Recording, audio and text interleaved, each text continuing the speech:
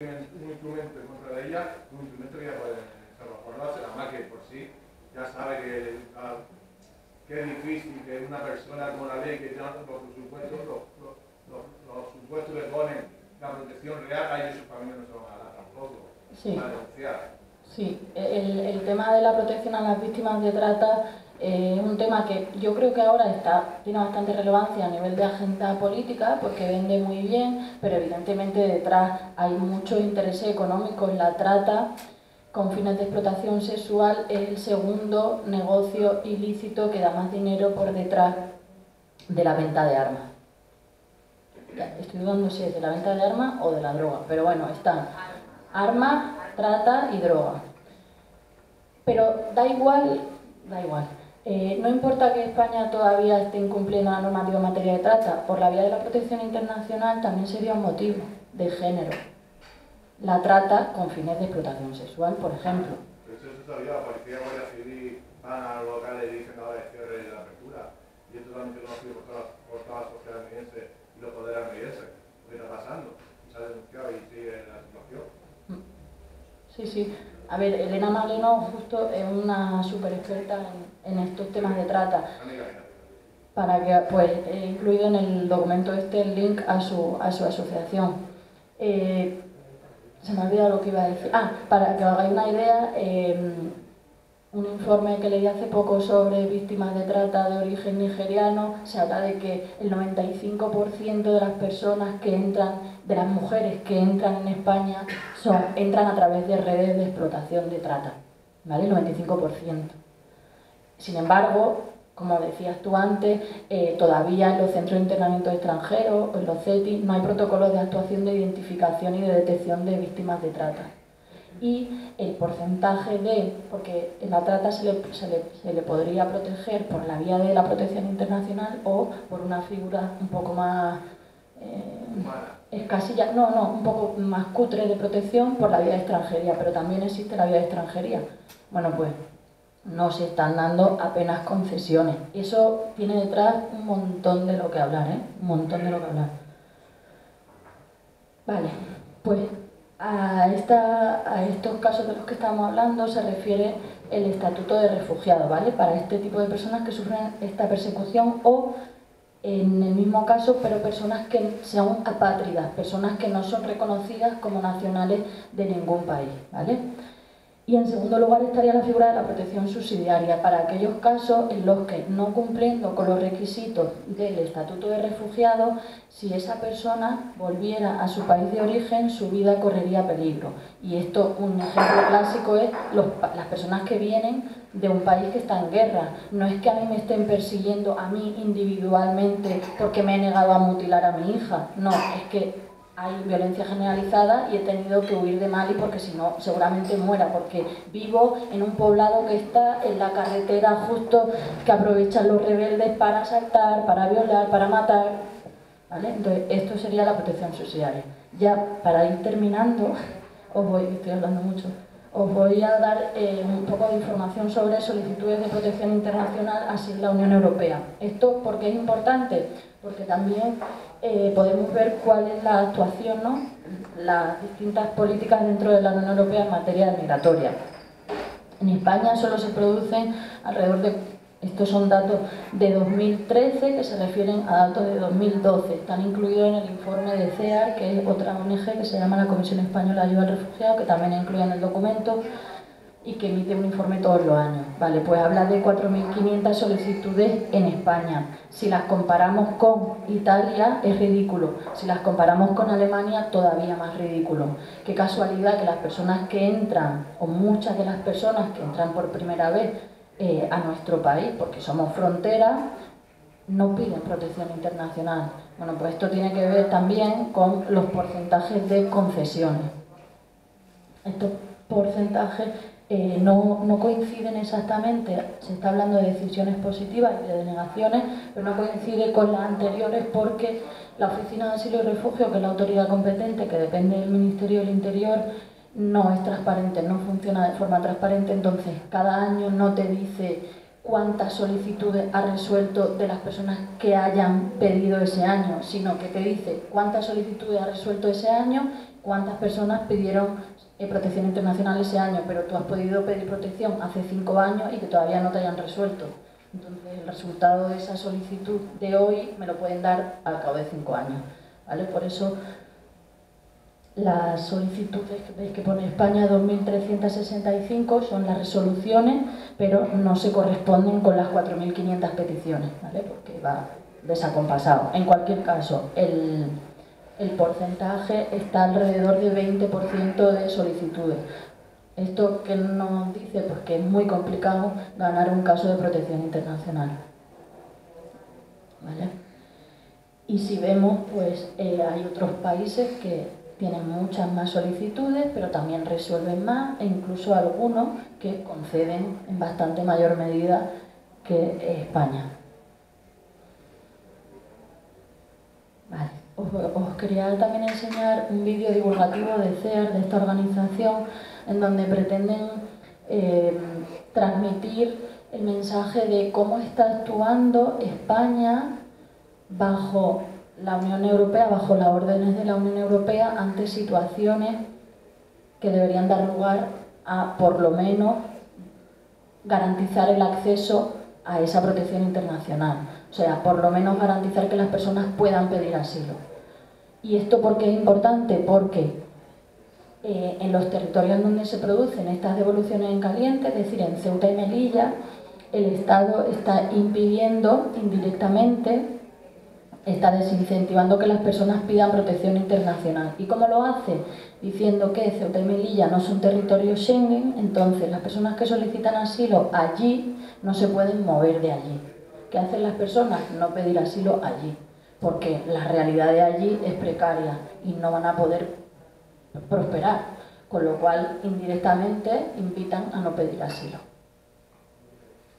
Sin embargo, el ministro dice que son conscientes de que hay muchas personas, ¿no?, que acceden, que serían potenciales refugiados, pero da igual.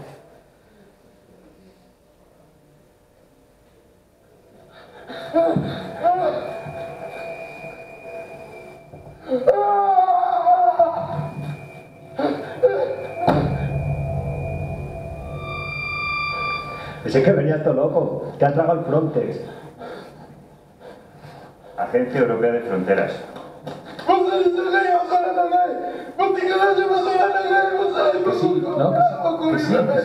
Sí, yo te entiendo, pero que sois 43 millones de refugiados en el mundo. Es que no podemos dejar pasar a todos. Aunque a vosotros lo parezca, esto no es jauja,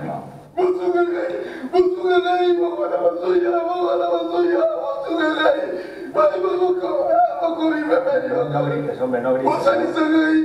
Que no grites, por favor, que aquí estamos intentando dialogar. Que para adentro somos personas civilizadas. Buah. ¿Qué pasa? No se puede cerrar las fronteras y después estar mareando con los derechos humanos. Coño, funciona como un reclamo. Sí, vos te averiguar si realmente está en peligro lo que quieres cruzar para hacer de la hostia. ¿Cómo te vas a...? Si eso que hablan no entienden ni Dios. Yo creo que se lo inventan para aturdirnos y que les dejemos pasar.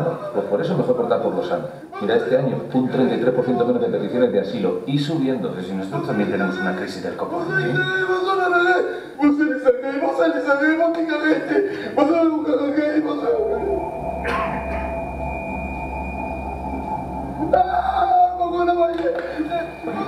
No habéis empezado con eso de las revoluciones. Ese es el camino. Nosotros estamos al 100% con vosotros. Al 100%. Mira, voy a colgar tu foto en el Facebook. Ya verás la cantidad de me gusta que vas a tener.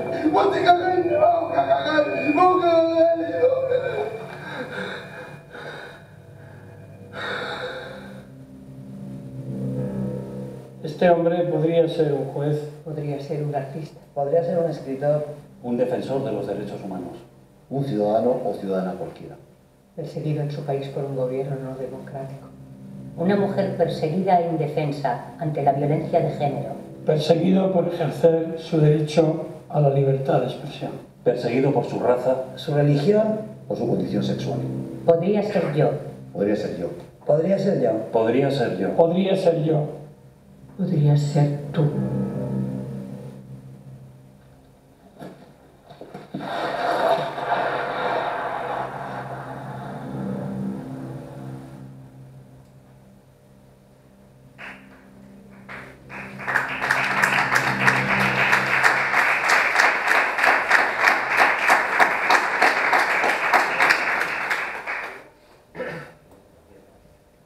Vale, pues así así es como tratamos a los refugiados, a pesar de que esta norma nació de nuestra necesidad de protección internacional y muchas personas europeas se acogieron a ella en el contexto de después de la Segunda Guerra Mundial.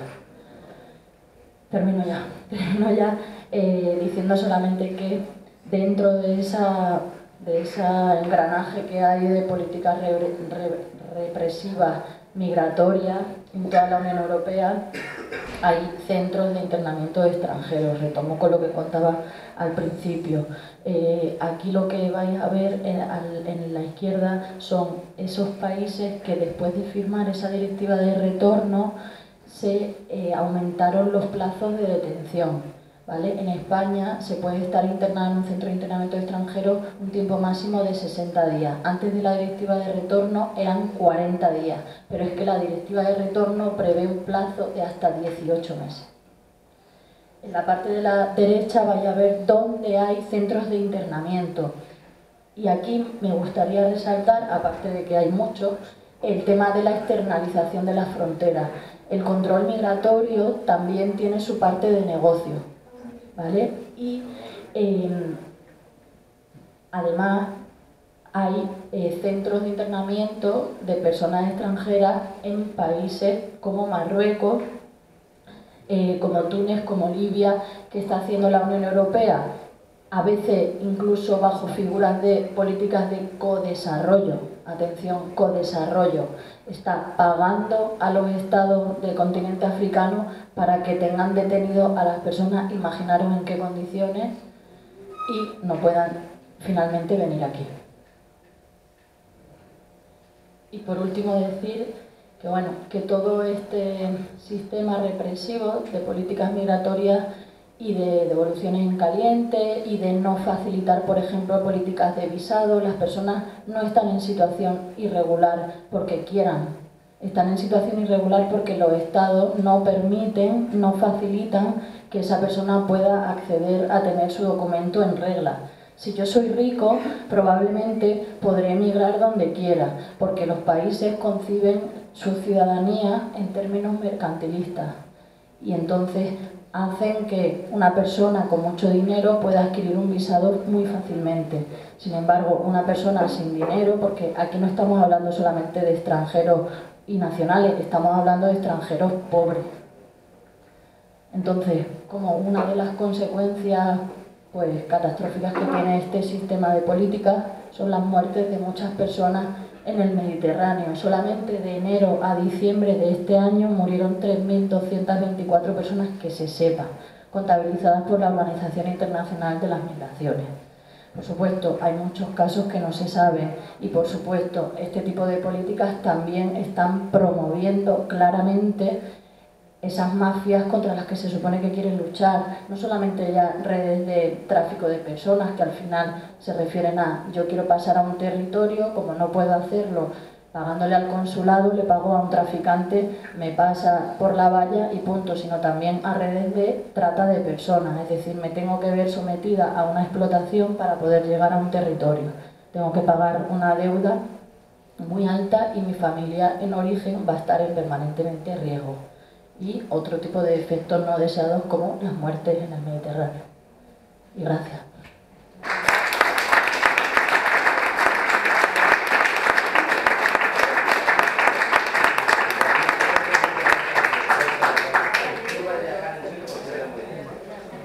¿Queréis comentar? Sí, por allí. La última muerte en el Estrecho, lo último lo que ha pasado esta semana